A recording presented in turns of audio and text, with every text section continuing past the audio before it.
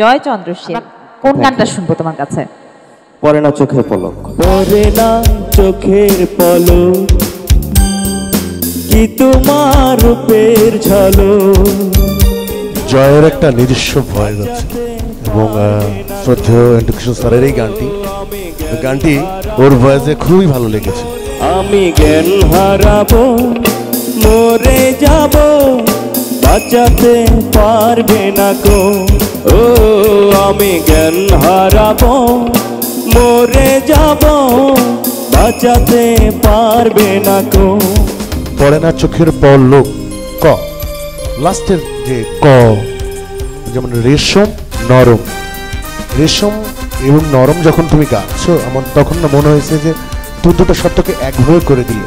আমি বলবো ওর সুরের ঝলকটা ছিল খুব সুন্দর, থ্যাংক ইউ স্যার, কিন্তু রূপের ঝলকটা ছিল না।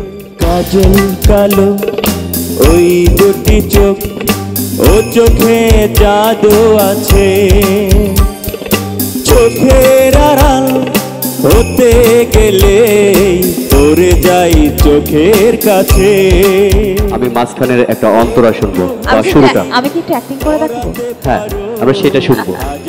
কাজল কালো ওই দুটি চোখ, ও চোখে জাদু আছে। উফ, মানে গায়ক থেকে এক ঝলকে নায়ক হয়ে গেল জয়, বুঝতে পারলাম না আমি কিছু।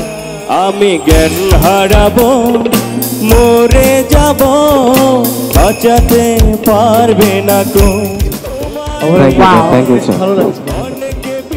যেটা আসাদ ভাই বললো, যেটা প্রনাউন্সিয়েশন, উচ্চারণ, প্রতিটা উচ্চারণ বিশেষ করে সিনেমাটিক গানের মধ্যে দরকার।